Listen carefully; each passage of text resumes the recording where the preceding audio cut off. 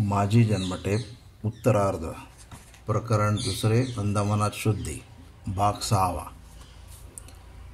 ही व्यवस्था लागताच दोनच गोष्टींसंबंधी सावधानता ठेवणे आवश्यक होते. एक की या निर्बंधाप्रमाणे मुसलमान चालत आहेत की नाही हे सारखे टपून बघत राहणे आणि शक्यतो त्यास हिंदू तरुणांशी आणि अल्पवयी मुलाशी लगडपणा करण्याची संधी न देणे. आणि दुसरे हे की तुरुंगात प्रत्यक्षपणे कोणास मुसलमान करणे जरी निर्बंधाविरुद्ध ठरले तरी गुप्तपणे कोणा हिंदूस त्रास देऊन किंवा लोभ दाखवून कारागृहातून सुटताच वसाहतीत मुसलमानी धर्म प्रत्यक्षपणे स्वीकारण्यास संमत करणे हे केव्हाही शक्य असल्याने मुसलमानांच्या या गुप्त कारवाया कारागारात आणि वसाहतीत हिंदूंच्या तत्त्वाचा गुप्त प्रचाराचा शह देणे या दोन्ही गोष्टीत आम्हास हिंदू बंदिवानातील धीट आणि निर्डावलेल्या बंदिवानांचे उत्कृष्ट सहाय्य मिळाले. मुसलमानी गुंडांची गुंडगिरीतही ही पूर्ती खोडकाडीत. यांच्यातील वर उदाहरणार्थ उल्लेखलेल्या 2 व्यक्तीप्रमाणे अनेक व्यक्ती आमच्या भजनी लागू लागल्या. आणखी एक आश्चर्यकारक अनुभव आम्हास आला की हिंदुत्वाच्या सामाजिक आणि राष्ट्रीय अभिमानास या गुंड म्हणून गाजलेल्या हिंदूंच्या हृदयात आम्हास लवकर जागृती करता येईल. इतर साध्या शिक्षित व बावड्या हिंदूत जरी हा अभिमान जागृत केला जाई तरी प्रत्यक्ष धकाधकीत त्या अभिमानाने स्वतः झीज सोसून कार्य करण्याची धमक फार थोडी येईल. पण या आपत्तीत निर्डावलेल्या गुंड हिंदूत तो स्वधर्माभिमान जेव्हा जागृत होई तेव्हा त्यासाठी झुंजण्याची धिटाई त्यांच्यात चटकन आपोआप दिसून येई. याचे कारणही उघडच होते. गुंडात साहस आणि भाणेदारपणा स्वाभाविकच असे. किंबहुना त्या सद्गुणांचे विकृत स्वरूप म्हणजे गुंडगिरी होय. फरक इतकाच पडे की ते सद्गुण दृष्ट कृत्यात निस्तेजित केले जात होते ते आता हिंदू धर्माच्या आणि संस्कृतीच्या अभिमानाने स्वजातीयांच्या संरक्षणाच्या उदात्त कार्य नियुक्त केले गेले. या योगे प्रथमतः जरी काही गुंड आमच्या वैयक्तिक वजनाने किंवा आम्ही त्यास दिलेल्या आर्थिक सहाय्याने या राष्ट्रीय कार्य झटण्यास सिद्ध झाले तरी हळूहळू अंगीकृत कार्याचा अभिमान धरण्याची अशा साहसी लोकांची जी उपजत प्रवृत्ती असते तिच्या योगे ते मागून त्या कार्यार्थ बऱ्याच निरपेक्ष रीतीने स्वतःच्याच अभिमानाने आणि प्रेमाने झटू लागले. इतकेच नव्हे तर त्यांच्यात कित्येक तुळशी रामायण नेवाने वाचू लागले, शिक्षण घेऊ लागले. धर्म कार्यार्थ कवडी चुंबक म्हणून नावाजलेले लोकही सोन्याच्या गिण्या मोजून देऊ लागले. त्यांच्या हाती हिंदू मुलगा येताच आम्ही सोपवून द्यावा. त्या हिंदू मुलांच्या प्रेमाच्या लालसेच्या हौशीच्या बऱ्या वाईट सर्व उणीवा हे हिंदू गुंड भरून काढू लागल्याने मुसलमानांच्या हाती ती मुले फारशी पडेनाशी झाली. जो जो हिंदू बंदिवानात हिंदुत्वाचा अभिमान संचारू लागला तो मुसलमान आम्हावर जळफळू लागले. बारीच्या चिथावणीने आम्हास केव्हा केव्हा फार कष्ट सोसावे लागत. शारीरिकच नव्हे तर ते आम्ही सोशीतच होतो, पण मानसिक कष्टही सोसावे लागले. ते कुठवर सांगावे. काही दिवस तर बारीच्या फुशीने मिर्झाखानाने 1-2 मुसलमान सॉर्डरास केवळ आम्हास बिभत्स शिव्या देत कारागरभर हिंडण्याच्याच कामावर नियुक्त केलेले होते. हे स्वतः नीचातील नीच दंडित मुसलमान बंदिवान कारागारात पाहिजे तेव्हा पाहिजे तेथे जाऊ शकत. त्यास आडकाठी नसे. आमच्या खोलीसमोर व चाळीसमोर उभे राहून आम्हास अगदी असह्य अशा बिभत्स शिव्या देत त्यांनी तासोनतास उभे राहावे आणि मुसलमान अधिकाऱ्यांनी ती गंमत पाहत खो खो हसत जावे. त्यांच्याशी त्या बिभत्सतेच्या साधनेने लढणे आम्हास अशक्य होते. आम्ही त्यास बाष्कळ शिव्या दिल्याही असत्या तरी त्यास कोणाची मानसिक दुखापत होईना. त्यांचा तो प्रत्ययीत सरावच होता. पण आम्हास मात्र त्यांच्या शिवीगणित दुखापत होई तरी ती निमूटपणे सोशीत बसावे. शेवटी त्यांच्याचप्रमाणे बिभत्सपणात आणि हलकट उपद्व्यापात निरडावलेल्या काही हिंदू गुंडांनी जेव्हा त्यास पेचात आणले तेव्हा त्यांची तोंडे बंद झाली.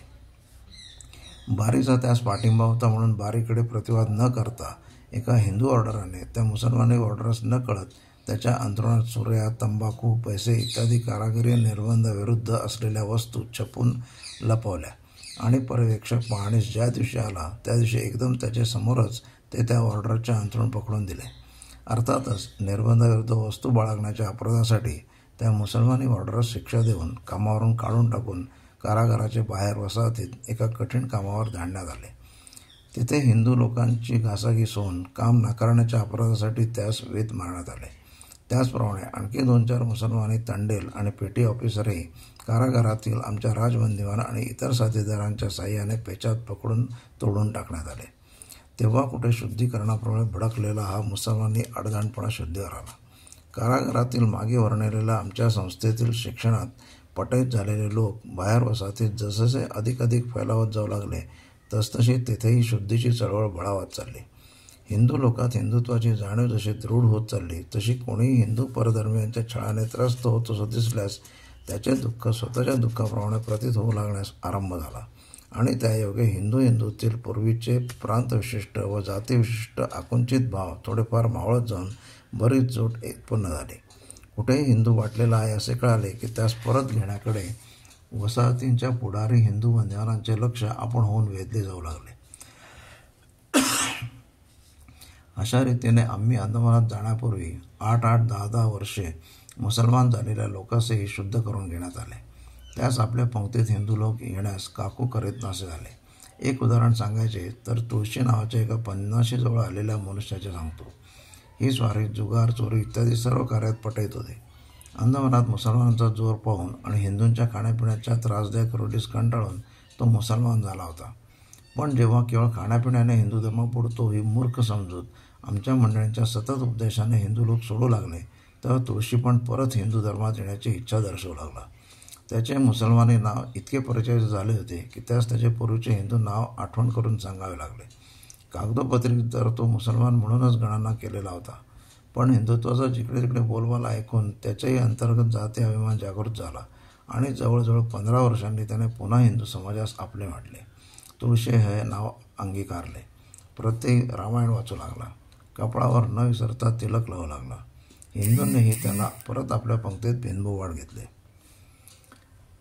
ही पंक्तीची अडचण जसजशी दूर होत गेली तसतशी जुने वाटलेले हिंदू सांभाळण्याचीच नव्हे तर नवे पाठवण्याचीही मुसलमानास मोठीच पंचायत पडू लागली. आजवर नुसते कोणा हिंदूस थोडेसे मुसलमानाच्या हातचे पाणी दिले किंवा खाणे दिले की तो हिंदू लोकच मुसलमान झाला म्हणून बहिष्कृत करत. आज यावेळेस आपल्या या हिंदुस्थानात ही दुष्ट आणि गावंढळ समज शास्त्री मंडळातही प्रबळ आहे हे कोणास सांगायलाच पाहिजे असे नाही.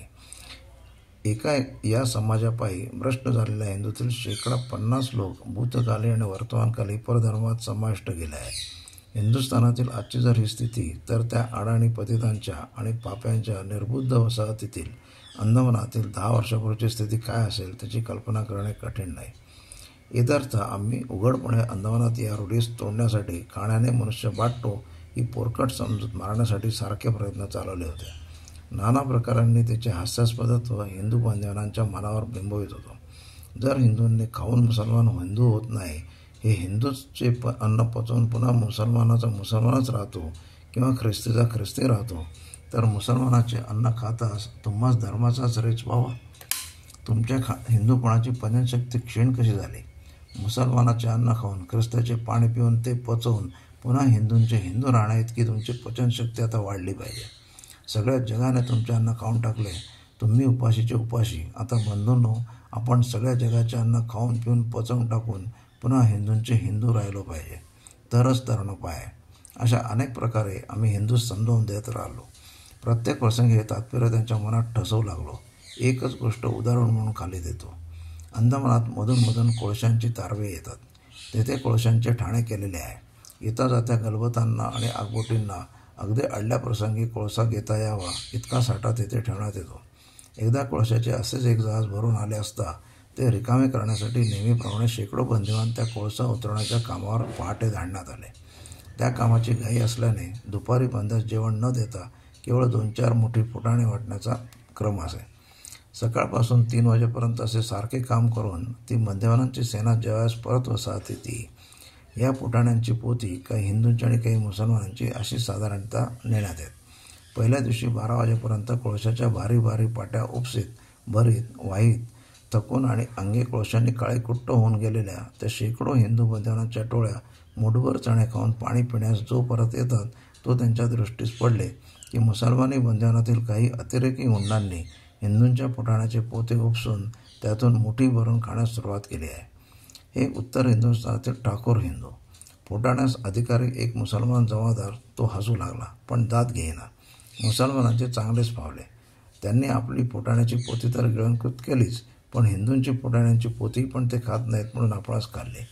बिचारे हिंदू बंदिवान सगळा दिवस मुठभर फुटाणे न मिळता राबून परत आले. दुसऱ्या दिवशी जवळजवळ तोच प्रकार. हिंदूंच्या वाट्याची 1-2 पोती मुसलमानातील कोणीतरी शिवून बाटवली आणि ती पोती कोणी खात नाहीत म्हणून मुसलमानास अधिक भाग मिळून मुसलमान या अधिकाऱ्यांनी वाटून टाकली. गोरे अधिकारी हास्यास्पद, परंतु ज्या जोगे बिचारा हिंदू बंध्यांचे जीवन अत्यंत कष्ट पोचत अशा प्रकाराकडे साहजिकच त्रासून दुर्लक्ष करे.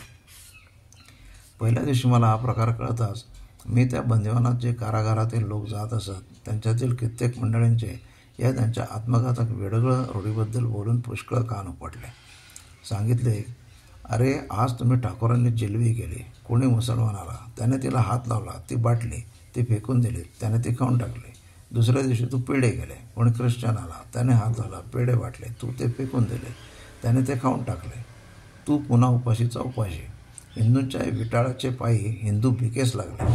परदेशात जाऊन बाहेरचा पैसा पैशात आणणे अशक्य झाले, कारण मुख्यतः या खाण्यापिण्याचा विटाळ. देशातील धन अन्न परके लुटून नेतात, तो विटाळ नाही. आपले अन्न जगाने हिसकावून न्यावे आणि त्यावर लाल व्हावे, तो विटाळ नाही. पण दुसऱ्याचे अन्न आपण पराक्रमाने मिळवून खाणे हा विटाळ.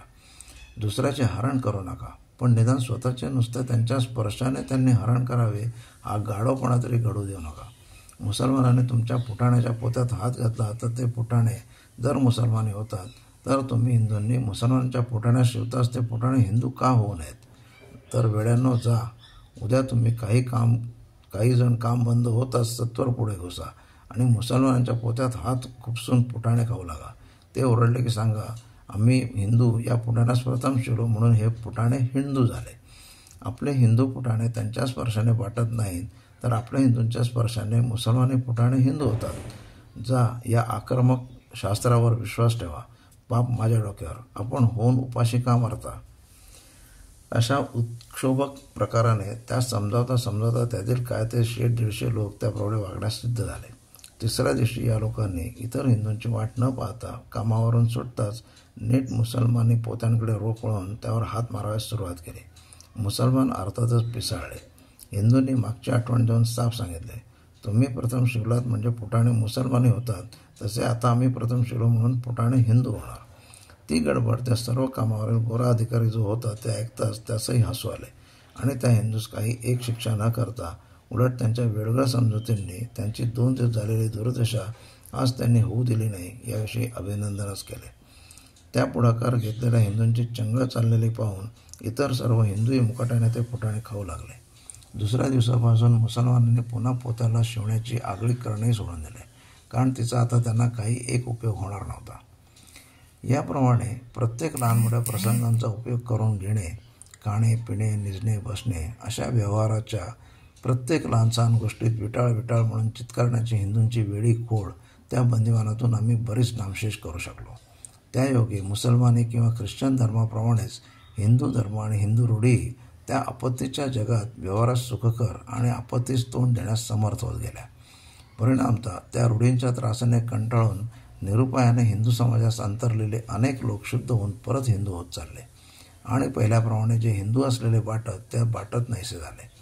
ख्रिश्चनातून एखाद दुसरा मधून परत घेतला जाई. उदाहरणार्थ एका तेलंगी वॉर्डरची गोष्ट घेऊ. हा 40चा वरचा मनुष्य होता, तेलंगी होता, पण एका पिढीपूर्वीचा ख्रिश्चन. अंदमानात येताच त्यास तेलंगी रामायण वाचताना पाहून आम्ही त्याच्यावर डोळा ठेवला. तो इंग्रजी थोडा बहुत शिकला होता. आम्ही बंदिवानास फार सुलभपणे इंग्रजी शिकवून मुन्शीची जागा देवतो ही गोष्ट प्रत्यक्ष पाहून तो इंग्रजी शिकण्यासाठी चोरून मारून आमच्याकडे येऊ लागला. लवकरच पुरता भजनी लागला आणि राष्ट्रभक्तीच्या आणि हिंदू इतिहासाच्या कथा ऐकत आपण परत हिंदू समाजात प्रकटपणे येण्याचे मान्य करता झाला. तो फार धीट होता. आम्ही नको म्हणून पाहिले तरी शुद्ध संस्कार होताच त्याने आपले ख्रिश्चन नाव बदलून हिंदू नाव सरकारी लिखाणात दाखल व्हावे म्हणून अर्ज केले. पादरी येई तरी प्रार्थनेस जाईनासा झाला. भारी रागावला आणि त्यास ऑर्डरीवरून काढून टाकेन म्हणून धमकी दिली, पण पर्यवेक्षकाने तिकडे लक्ष दिले नाही. तो हिंदू झाल्यावर दिवाळी दसऱ्यास हिंदू देवळात कारागाराबाहेर सुट्टी घेऊन जाई, तिलक लावी आणि विवेकानंदांची पुस्तके आणि हिंदू इतिहासातील वीरकथा फार भक्तीने वाची. आमच्या संस्थेस तो आपल्या तुटपुंजा 12 आणे महिना पगारातून 4 आणे नियमाने देत असे. वसाहतीत शुद्धी कार्याला बंदिवान जगत जसे अनुकूल होत चालले तसे तेथील स्वतंत्र हिंदू जगत म्हणजे हिंदुस्थानातून गेलेले व्यापारी अधिकारी शिपाई आणि बंदिवानांची त्या अंदमानातच जन्मून वसलेली प्रजा हेही अनुकूल होत चालले. तिकडे या लोकांनी बांधलेली हिंदूंची देवळे आहेत.